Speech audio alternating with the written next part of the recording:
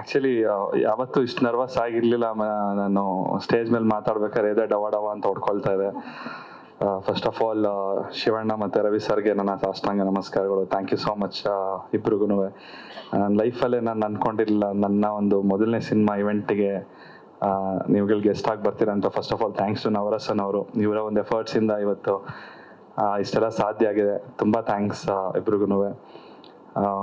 ನಾನು ನಮ್ಮೂರಲ್ಲಿ ಸಕಲೇಶ್ಪುರದಲ್ಲಿ ಕೂತ್ಕೊಂಡು ಈ ಹಿಂದೆ ಹೇಳಿದೆ, ಇದೇ ಪ್ರೆಸ್ ಮೀಟಲ್ಲಿ ಹೇಳಿದ್ದೆ, ನಮ್ಮ ತಂದೆಯವರು ಹೇಳ್ತಾ ಇದ್ರು ನೀನು ಸಿನಿಮಾದಲ್ಲಿ ಹೀರೋ ಆಗುವಂತ. ನಮ್ಮ ಅಂಗಡಿಲಿ ಚಿಕ್ಕದೊಂದು ಅಂಗಡಿ ಇತ್ತು ಸರ್, 15x15 ಒಂದು ಸ್ಟೇಷ್ನರಿ ಶಾಪಲ್ಲಿ. ಸೊ ಅವತ್ತು ನಾನು ನಂಬಿರಲಿಲ್ಲ ನಮ್ಮ ತಂದೆಯವರು ಹೇಳಿದ ಮಾತು. ಸೊ ಇವತ್ತು ಅದು ನಿಜ ಆಗಿದೆ ಸರ್. ನಮ್ಮ ಇಡೀ ನಮ್ಮ ಸಮಸ್ತ ಕುಟುಂಬ ನಿಮಗೆ ತುಂಬ ಚಿರಋಣಿ ಆಗಿರ್ತೀವಿ ಈ ಒಂದು ಇವೆಂಟಿಗೆ ನೀವು ಬಂದಿದ್ದಕ್ಕೆ. ಆ್ಯಂಡ್ ನೀವಿಬ್ಬರು the great pillars of Kannada cinema industry. So ನೀವಿಬ್ಬರು ಹಾಕ್ಕೊಟ್ಟಿರೋ ಹಾದಿಲ್ಲಿ ಪ್ರತಿಯೊಬ್ಬ ಆ್ಯಕ್ಟರ್ ಹೋದರೆ ಸಾಕು, ಬೇರೆ ಏನು ಹೊಸದಾಗಿ ಏನು ಮಾಡಬೇಕಾಗಿಲ್ಲ. ಎಷ್ಟೇ ಜನ ಆ್ಯಕ್ಟರ್ಸ್ಗಳು ಬರ್ಬೋದು, ಹೊಸ ಹೀರೋಗಳು ಬರ್ಬೋದು, ಬಟ್ ನೀವು ಪಟ್ಟಿರುವಂಥ ಶ್ರಮ, ನೀವು ಕನ್ನಡ ಇಂಡಸ್ಟ್ರಿ ಕೊಟ್ಟಿರುವಂಥ ಒಂದು ಕೊಡುಗೆ ಇನ್ನು ಎಷ್ಟೇ ಹೀರೋಗಳು ಬಂದರೂ ಯಾರು ಕೊಡೋಕ್ಕಾಗೋದಿಲ್ಲ ಸರ್. ಅದು you are the great legends of Kannada cinema industry.